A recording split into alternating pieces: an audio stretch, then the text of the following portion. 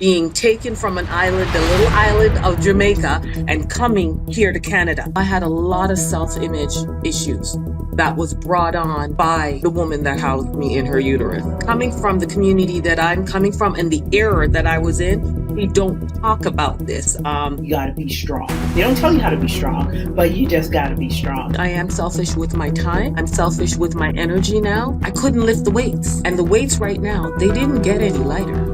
I just got stronger because I did the how. I didn't do the can't. And I practice. I practice.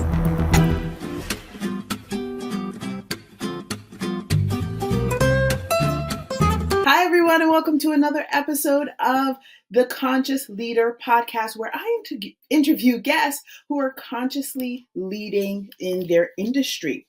They're leading not only consciously, they're leading with purpose. Now, today I have a wonderful, exceptional guest with me today. Her name is Karen, and we are going to be talking about all things mental health.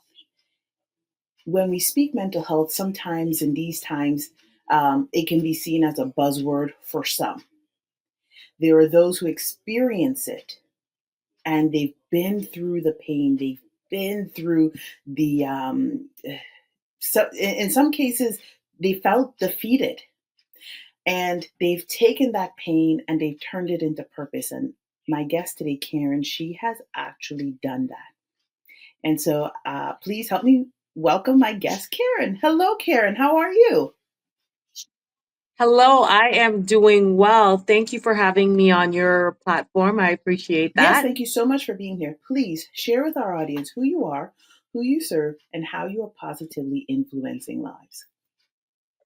Absolutely. Well, I am Karen Samuels, also known as Air Peppy. Pepita is the name that my dad named me. And I bring back that name as I go back with my experiences to that little 8-year-old girl that felt very lost, didn't understand what was happening, and hated herself, but hid it with a smile. I went through some mental challenges, not understanding what it was.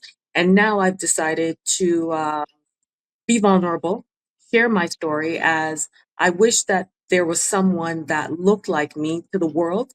I look normal on the Mhm. outside, and it's not that I wasn't normal, but no one knew what was going on, and I didn't know how to express what was going on as I didn't understand what this was. So I'm now normalizing the look and face of mental challenges as I found there was a lot of judgments and a lot of stigmas that were out there that we still need to break down so other people will feel comfortable with getting the help that they need and breaking down that share and that fear of just what is going on inside of my head. And I'm afraid to ask or tell somebody as they're going to feel Mhm. ashamed. That's that's a long time from 8 years old till going through all of that in the teenage years, the 20s, the 30s.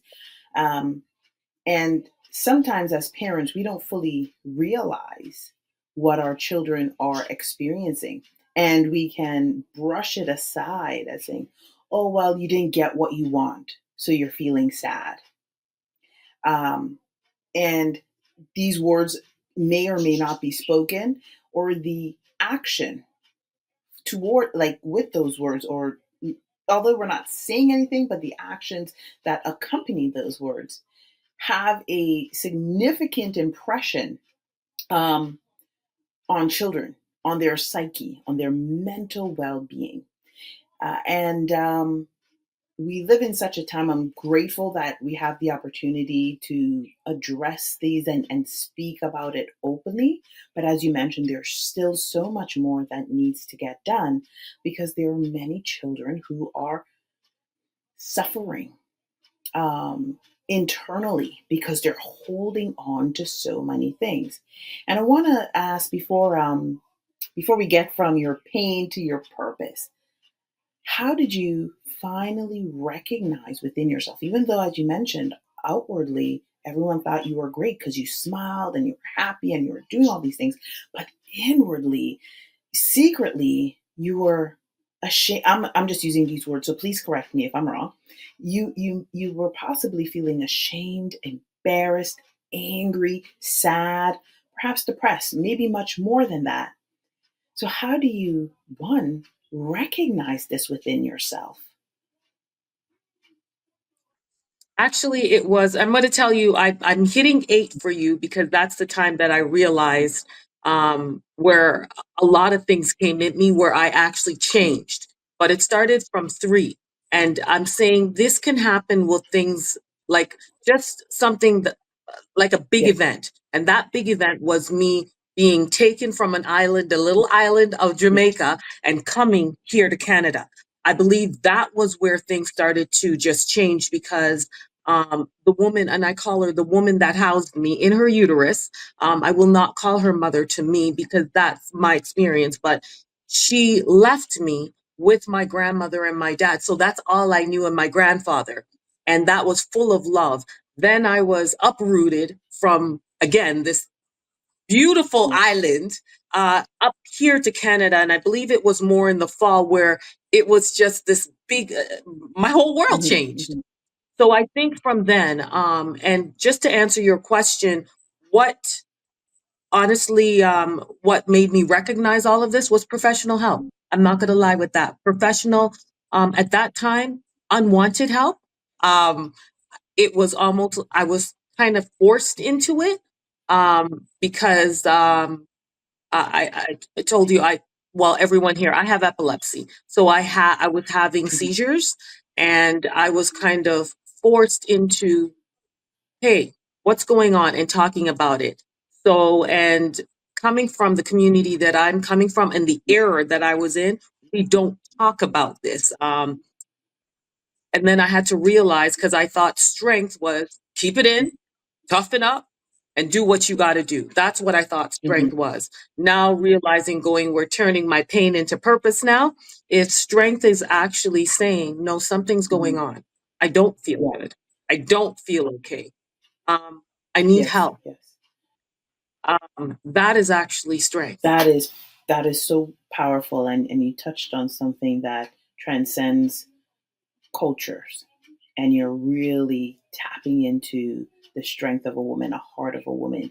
And there are so many women around the world from various cultures, whether they be Asian, East Indian, African, like Caribbean, everywhere, even Europeans, right? There are women who Absolutely. are like, okay, something traumatic happens. It's not recognized, it's not addressed. They continue on with it and they have to hold it in because either it's not talked about, or if it is talked about, it's talked about in a way that is shaming, or saying that you're not strong enough. You have to like get over this. Just you got to be strong. They don't tell you how to be strong, but you just got to be strong.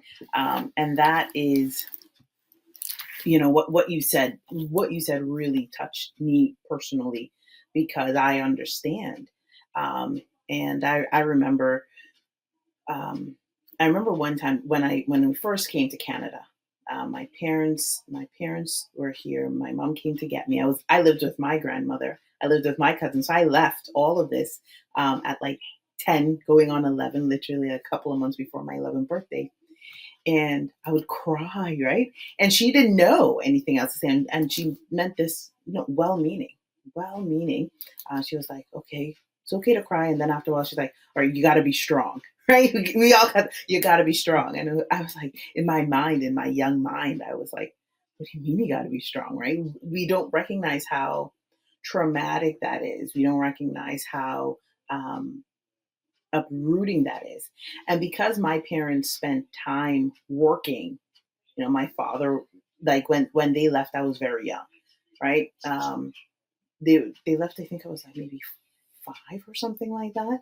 But they went and they worked and they were trying to establish a life, and then to come and get me and to live with these essentially strangers, um, nice strangers in the beginning, but I had to call them mom and dad, and it wasn't it's not a bad thing. It's just it's for children. It's very challenging because now there's new rules, new expectations, new things.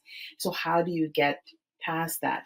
Um, So thank you for sharing that piece. I really wanted to address that because you really touched many women there by what you said, maybe knowingly and unknowingly. So now that you went and you have you got support. Well, yeah, you Yes. went, you got support. How do you go through that piece of not being selfish? Because you yeah. How do you go through the piece of not being selfish?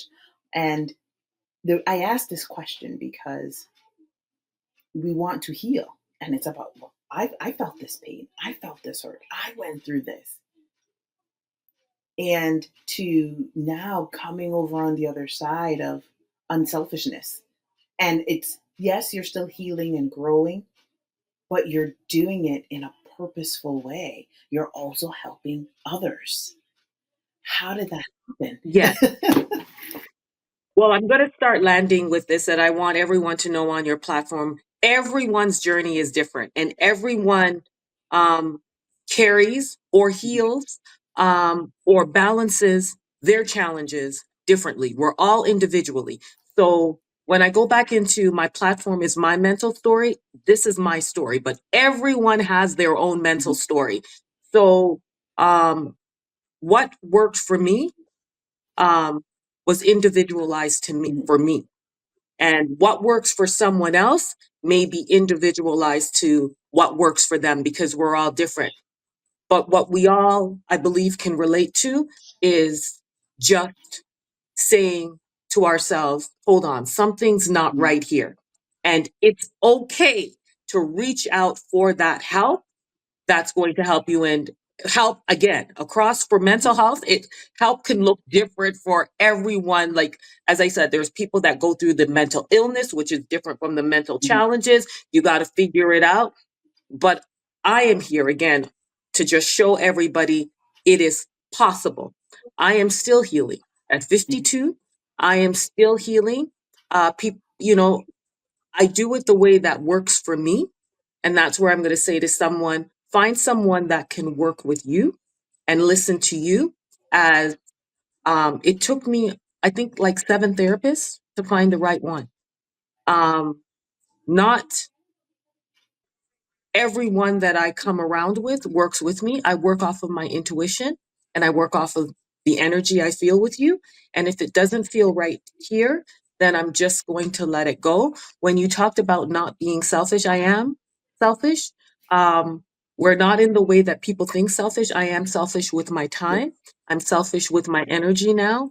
I am selfish with my self love and my peace of mind. So if I find that I feel that energy that, okay, hold on, something's not right here, I am very protective of myself. So I will walk away. And that's not necessarily that you could have done something wrong. Maybe it's something that I feel with me that I'm going to do something wrong, or I never want to go mhm, backwards. Um, I will reflect on yeah, backwards. And again, it comes up in my mhm, dreams, sometimes in my thoughts. However, I've learned that word control. Um, and that's where I tell you I use that now. When those thoughts come back or those mhm, memories come back where people just let it go. And I don't know. I don't know if honestly some of the things can be let go for me. But when it comes back, and that's to me, that's life. When it comes up, I take a moment, I acknowledge, because I think we got to acknowledge something's going on. Um, I'll take that moment and I'll cry. Even sometimes I break down, but I've gotten to that place where I say, okay, girl, you got to get up. So use what this pain you're feeling now. And what works for me is working yeah, out in the gym. It's a way for me to release, and I believe everyone needs to release because I believe what made me crash was holding everything. Remember, I'm telling you from yeah, 3 now. And then at 8, there was a big change for me again. We moved again. And then I was moved into a place where seeing me, looking at like I didn't, seeing me was not I didn't consider myself as someone that was acknowledged in society or someone that was beautiful. I had a lot of self-image issues that was brought on by the woman that housed me in her uterus. And I'm going to go there. But then I was blaming a lot too. So that's where the therapy came along. I kept on going back to the blame, where, and then after that, I realized she was having that control that I didn't want her to have. So I started taking over that control. And that's where you'll see sometimes in the gym where people go, "How do you go so hard?" That means I'm carrying something here and I need to let it out. And now that I'm finished therapy, that was my way to continue with letting out what constantly happens. And again, as I say in life, there was no, I thought it was going to be a fairy tale. Once upon a time, the end. There is no the end while I'm living here. It is constantly going to be an adventure and a journey that I have to go through. And I have to realize how to balance, how to control myself, and really try to not take things personally, but keep on going. How am I going to, as I said, a plane is what I think of myself. I've got that weight inside of me. I've got baggage. But the more I power up and the higher I go, the less I feel it. And when the turbulence comes when I'm up there, I will know when to lower myself and land and get myself fixed back up, adjusted, change parts so I can go back on the runway and fly Mhm. again. Oh, I like that analogy. That's a nice one. The airplane one. That's really nice. Yeah. When you get turbulence, you can adjust. Sometimes you don't have to land right away. Sometimes it's just coming Nope. down a little Yeah. bit, and then you can come back up because you need to take a moment just to pause, right? Or, oh, this is a little rocky for me. It's too much. And you mentioned fitness, which is a key indicator. And of course, we know fitness has many, many benefits, of course. But I like fitness as well as so much of a release. And I used to use fitness um, a lot, a lot to release a lot of stress and tension and not recognizing that that was what I was doing. Now I'm older. I'm in my 40s. I know a little bit more. So but I use it more effectively. I use it. I'm more effective in my Yeah. use and with my time. I want to touch on a bit the work that you're doing. You were part of the Kids Fashion Week, and I seen just from your social channels. I know we met before and we talked and stuff, and I was like, I love what you're doing and I love the path. Even before I knew your story, and I said this to you. But when I saw the work that you were doing there, and just from the clips and scenes that you shared, and I saw the children that were doing the rehearsals the day of, like, they had some of the booths set up and everything, and you see the joy, like the actual joy in that.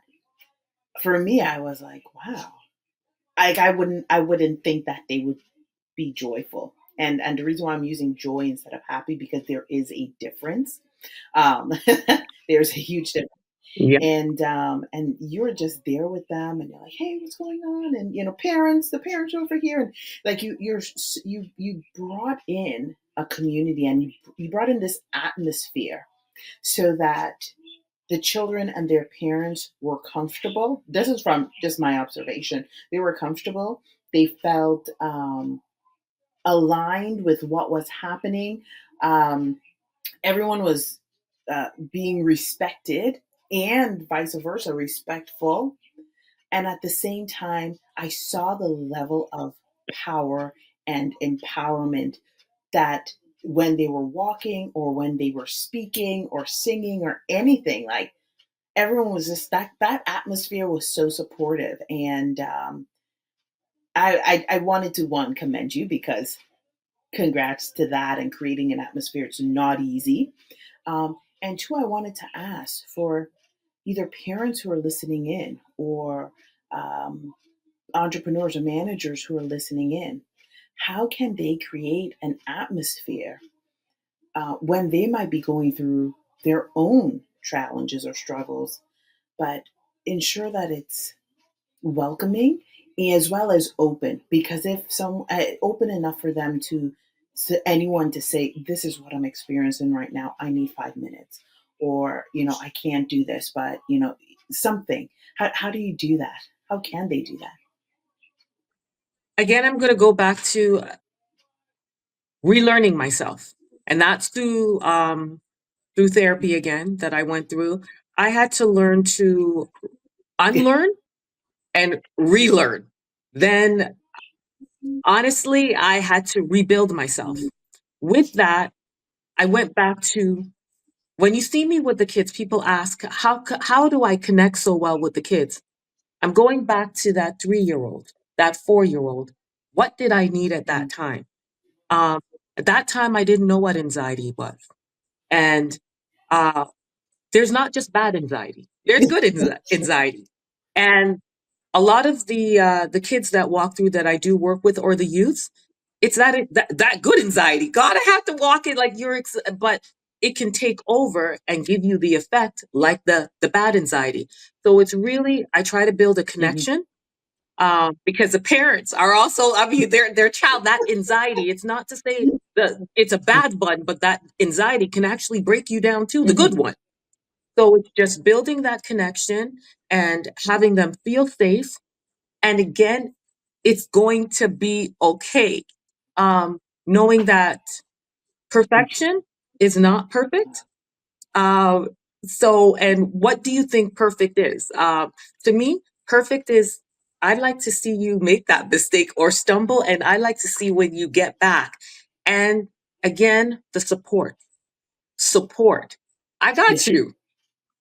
Because I wish someone had gotten me. It was that abandonment also that I felt that broke me down, and just letting them know that someone here, and we can fix this. We can get yeah, through this. And your takeaways. What are you going to learn from this to build to move mhm, forward? But I think it's that support that helps me, like people lean on me, they'll come to me. That support is that I got you yes, yes, authentically. I got you.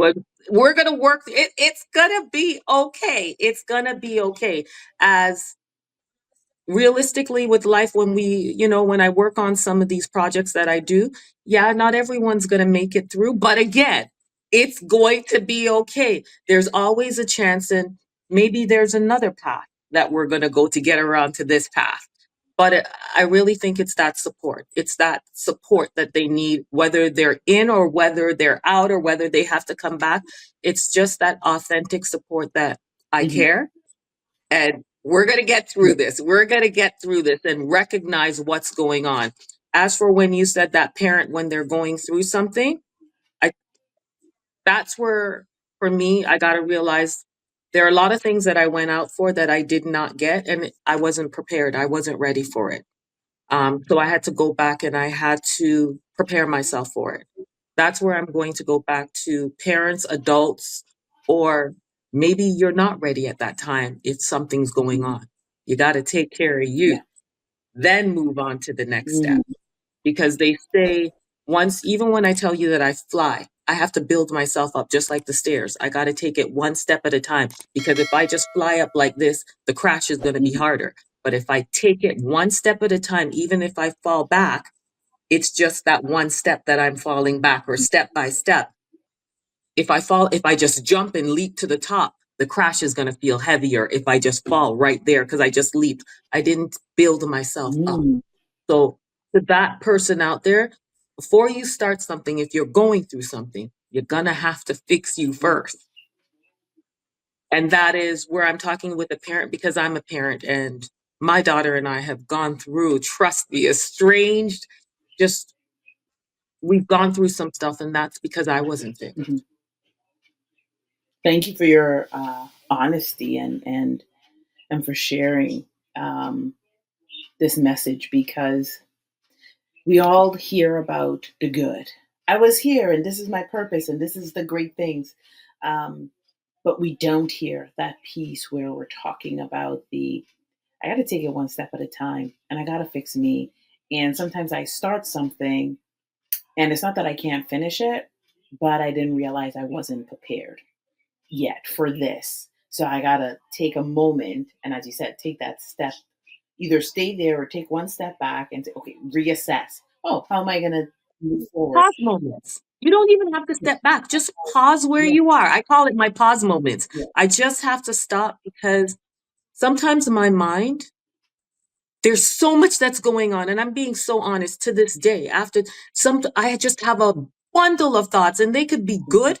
They could be, I go back to that where my power sometimes I have this anger in Mm, me. It's still here, but I have to channel that anger into something great. And it's not as easy as what I'm saying out of my mouth yeah. right now. It takes work. Sometimes you'll see when I'm working out, I'll just start to bawl because I've got that. I have to clench my hand like I'm doing it now because I know what I'm talking about. But I've decided that I control my mind. My mind does not control me. Hmm. So I talk to my mind right now. We're going to have to work on this. And the way that I'm in love with myself right now, Mm, I know that when you're in love, like how I'm in love with my daughter, how I was just like, I need to love myself like that, in love with myself. So I'll never want to hurt mhm. myself and I'll only want greatness for That's so myself. beautiful. So that's where I will say, I got to take a pause Mhm. moment. I love it. That's so beautiful. We see a lot of celebrities that are going through, and although in the eyes of the world they may seem successful because people think they have all this money, people don't fully understand. Um, Maybe they don't have as much as you think they do, but what they do have is the platform or the fame, or sometimes they don't have that, but they have the financial resources, so you know them for that. Um, but they still go through mental health challenges as well, and they had their own traumatic experience. There are a few of them, and sometimes we wonder, like, how did this person that had everything going for them, like, why would they do this, or why would this happen? And as you nailed it so beautifully. um you have to work on you, and you got to be so in love with you. And it's a work in progress. It's every day, because it's not external, because you got to deal with the internal piece. Can you please share with the audience, 3 tips to help them? Like, and I know you brought it. I know you mentioned, you got support, and you see someone, and you have support in the gym. And I love your 6 a.m. Uh, videos and photos. But can you share with the audience 3 tips that they can start doing every day, either in morning, noon, at night, to help them with their internal strength?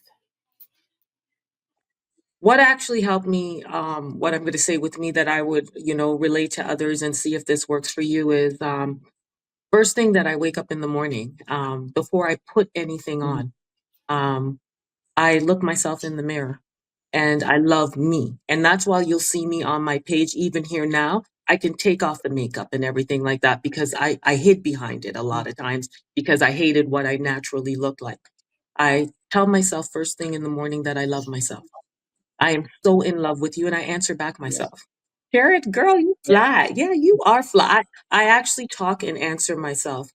And I also acknowledge, I'm going to say, acknowledge when something is going on. You know, no one else will know. You know, acknowledge that. And again, if you're so in love with yourself, you're going to want to get help to fix that. You're going to want to get help. And again, do that cleansing thing. Know your circle, Hmm. know your surroundings. Um, Not everyone's going to be positive or anything like I can't even say that because I have some people sometimes they're not even positive, but I know they're the right people for me. They're the ones that sometimes tell me things that I don't want to hear, but it is good for me. Acknowledge that. Take it in. The right people around you, as I said, and learn how to date yourself. Learn how to be alone. I love being around people, but I love being around myself just by myself even more. So I go on weekly dates just by myself. Again, relearning yourself. Just relearn. That would be a tip. Date yourself, talk to yourself, and truly fall in love with yourself. Those are my I love tips. those tips. I love you. I love those tips. In my 20s, I would go out by myself a lot. In my 30s, I did it. In my 40s, I still do it. But then my daughter, what are you doing? Why you have to be alone? So the dating myself part is kind of hard. There are days I have to like schedule it. More meticulous. Yeah. No, Um, I yeah. understand. And telling yourself I love you so much. I remember when Faith, and she does this to this day, she was 2.5, 3 years old, and I would say, "Oh, go brush your teeth," but she didn't want to brush her teeth, but she would still go. She would still go, and she would sit on the stool, and then I would hear her talking to herself, but she would talk in a whisper. Oh, you're so beautiful. You're so favored. You're so blessed. Like, and she would talk to herself. But we don't like. I don't bother her. I would just pretend I don't hear. Because that's her time to do that. Um, and that built up her self esteem and her self confidence and her self image of herself so much that I actually had to do less. Did that make sense? I do my piece, but you do less because that mirror work was all that she needed. And I never said, "Oh, to do this." She would just see me sometimes. I would talk to myself like, "Oh my gosh!" And this is not when I wear makeup or clothes or anything. This is like, "Man, I look good today. I'm feeling great," or something. And she would hear that, or she would see me do that, and she would go in and whisper it. So the mirror part, it's so helpful and it's so impactful, especially if there's littles around and they're seeing that because they start practicing it themselves. They're imitating it. So that's so powerful. And and then of course, Can I yes, just cut please. you with that one? That is what drew me to your Oh yeah. daughter. Is I'm going to say both things. That's kind of what I wish I knew, or I had a mentor to teach me. So no one really told me how beautiful I was. So, and I was hearing the opposite, how ugly, Mhm. black, all of my worst features. And it was also taught that the self love part, you were taught to love everybody else but Mhm. yourself. And if you did kind of love yourself, that was considered egotistical. You feel like you're better than everyone else. What drew me over to your daughter is that she was so confident. She walked over to me, I remember, with her clipboard. Hi, I'd like to talk to you. I have my business over Yeah. there. I'm like, "What the-" that's Oh what my drew God. it was her confidence. And I would say now, I did tell my daughter how beautiful and beautiful she was, but realizing things now, people told me how beautiful I was, I know when I was younger, other people outside of the family, but I didn't believe it because I did not believe I was beautiful. You see what you just said? You had your daughter, you talked to yourself and you had your Mhm. daughter talk to herself. That's what built her confidence. And that's what made her believe it. That's why she was able to come over to me. So that is what I would say to everyone out there now. Being a mentor, I go back to love yourself, learn yourself, know yourself, 100. and then you'll be able to pass that on to other people. Wow. So well stated. Thank you. Thank you. And I'm glad that drew you into her. It's yes, Yes. that's what you Oh, she made an uh, impression. She made an she impression. I had to come you over, have as you to said. so and if you don't come, she's gonna go.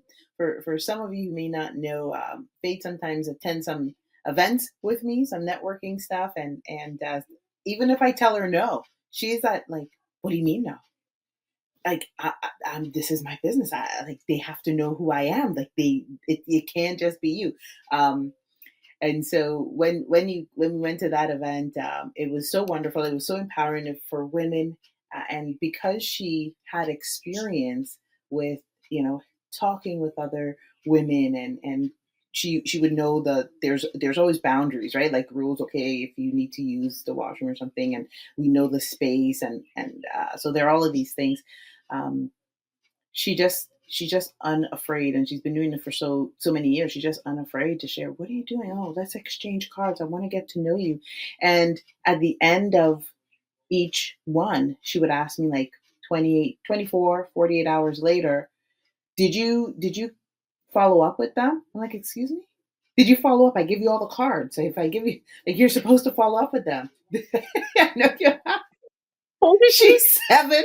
She's like, No, it was just this little yeah, girl that walked over to me, and I was speaking to someone, and she goes, "Excuse me," and she goes, "When you're done, can I have you come over to my table, and so I can have a word?" What? And I look, this is the hold on. And I am not the one. I do go out to a lot of events, and no, I'm I don't take out my yeah, wallet just to take it out to purchase everything. But the way that I was being um positively summoned, I had to take out I was not going to walk over to this girl's table without walking away, like yeah, taking something, purchasing something from her. So I'm going to say her marketing yeah. power, and again, her Mhm. confidence, believing in herself and her Mhm. product made me want to purchase, which I don't do that all of a sudden to turn around because I didn't even know what I was going to do with the book. We actually Yeah, gave it away at the Toronto Kids event where I purchased, but that was the power, and it was positively mhm. done. Well, no, thank you. And you felt, remember I said the Yeah, intuition that you feel? I just I felt back again, a little 8-year yeah. old girl. And this is who I would have wanted to see to Oh. emulate. So I had to go over Yeah, to her. when you posted in stories that the book was given out, it was on the table. I showed her, and she's like, "Oh, well, who got the book?" I said, "I don't know who got the book." It's like, "Well, how do we know that they got the book?" And if they, I go, "We don't. I don't know." Yes, We're going to have to work on something right now. I'm telling you now that let's see what we can do to maybe see if we can get her a oh, table that'd be next so time. great. You know, and you mentioned like I'm enjoying this conversation so much, but I want to touch on this part, and I don't want it to be lost here. You talked about, being that 8-year-old girl back again, and we're all going through trauma or experience. Maybe we lose friendships, or we have a challenging time at home, or maybe we're thinking like, I don't know, like, I can't do this work, this is too hard for me, like schoolwork, whatever stress the certain children are going through, they're experiencing, and they hold on to things. We all hold on to things different ways, right? And when we hold on to things, then if you're not vigilant, especially if you're a parent, if you're not watching your children, you wouldn't know if something's actually bothering them, and then guide them through to um, to kind of release that or to heal from that. And it's such a process. And um, faith is she feels a lot, and so when she comes or goes anywhere or speaking to other children, and even if they're her friends, like, she doesn't need a bunch of friends. For her, I just need one friend. And if I say you're my friend, you are my friend. Like, she was always like that. She still is like that. And I remember there was a she was playing with one of her friends, and they didn't stand up for her, and that was very hard for her. That caused her mental anguish for a very long time, because she was like, I didn't ask this person to be my friend. This person chose to be my friend. This person did things with me outside of school. This person, like, brought me gifts. They like exchange gifts, not on like special occasions, just like, oh, Faith, I thought about you, and like little things like this. And they were actually building a genuine friendship. And then when Faith was going through bullying in the school, um, she was alone. And when her life was threatened, her friend who actually heard it didn't say anything. In fact, the friend agreed with the person that was bullying her and said, I believe he's going to do it. So that was so painful for her and so hard. And she could, like, mentally, it was mentally the situation, and what happened was really, really, I mean, itself, you guys just would understand. But the fact that her friend, who she actually considered a friend and hold really dear to her heart, did not stand up for her. She couldn't put her mind around that. She couldn't wrap her mind around that. And after about a month, I was like, okay, it's okay to cry. I understand we're crying. Let's talk about this. What, like, why do you think she would do this? And this is not, to there's no blame or anything. Like, why do you think she wouldn't stand up for you? Until she spoke about it enough, and she got to the point where she's like, maybe she was afraid. And I go, well, how did you feel when this was happening? I was feeling afraid. So two people feeling afraid. See, Yeah, two people. that's where I said, for me, my trainer, my Mhm. fitness trainer, when I first 4 years ago joined her class and the session, and she said, I don't, the word I can't does not exist here. And that brought me back to therapy. As when joined her class, I was still Mhm. in therapy at that time. And my therapist says, yes, instead of, you remember when I said I had to unlearn, to Yes. relearn? Instead of going back to that word, I can't, how? How Mhm. can I? Or what are the tools that I'm going to need to get over this? And just as faith, like, as I said, life brings you Mhm. hurt. Life, when somebody says you never win, no, you're going to feel loss. You're going to feel hurt. You're going to feel pain. But instead of saying, because this is what drove me to, and we can go into that a whole Yeah. nother time, where I tried to take my life, where I was saying I can't, instead of going with how. How can I get through this? Which will be, I have to acknowledge I'm going through something, and who can I turn to? And you and your daughter have that communication, and you and her built that relationship. Who can I build that relationship with? And that will know me enough to know the signs to also say, you know what? I feel something's not going on with you here, and I don't know, Karen, how to help you, but who can we find? Let's just find help. And then I go back to that self love. I love when you love something, when you're in love with something, you don't want no harm. Like I in love with my daughter. I would go through the ends of earth, but I wouldn't have done that for Mm. myself because I wasn't in love with myself. Now I put myself first and I will go through the ends of the Yeah. earth to protect Mhm. myself now. So that's where, and it's like, how, as I said, when I started the gym, I was like, the weights, I couldn't lift the weights. And the weights right now, they didn't get any lighter. I just got stronger because I did the how, I didn't do the can't. And I practiced. Awesome. I love it. I love it. And that's what I think with your mind. Thank you. Yes. So share with us, how can we reach you? How can someone say, you know what, I'm going through this and I want to take my pain and push it into purpose? Well, right now, you have my mental Yes. stories is my Instagram page that I'm going to start back my lives again, where I have different people in whole different eras that will come on, and we just have a talk. There is something in the works that I cannot speak of right now that I was working on before it fell through. I believe my money was scammed and everything, but again, I'm going to go through the part where I'm looking at the positive side. It wasn't Mhm. ready. We are now working on it. It will come up. I will be more relatable to Faith.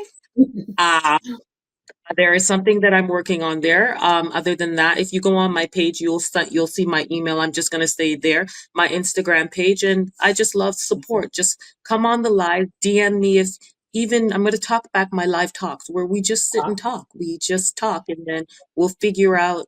Okay, what I'm not a Mhm. therapist. I'm not a coach, nor do I want to be because I can't take it all on. I just want to be that person that tells you my story, that you're going to build up that strength to be able to go through your own Yeah. story. And if you need to find the resources, the tools, and the help, then you're going to go ahead and find those tools and the help because you're going to start loving yourself so much that you don't want anything bad to happen Mhm. to you. Awesome. Love it. Love it. Thank you so much for joining me today, Karen. I, I really enjoyed our conversation and I can't wait for you to get on the business to business live to really start like sharing your wisdom with other entrepreneurs and professionals in the field, in the game, where you're just going to give them some hardcore insights, period. If anyone wants to get in contact with Karen, don't forget her information will be in the comments below. We'll have it in the caption, as well as reach out to her, follow her. There is a wealth of wisdom, a wealth of experience that is attached to what she's sharing. And I want to thank you guys. Join me next week for another episode of the Conscious Leader Podcast. Bye.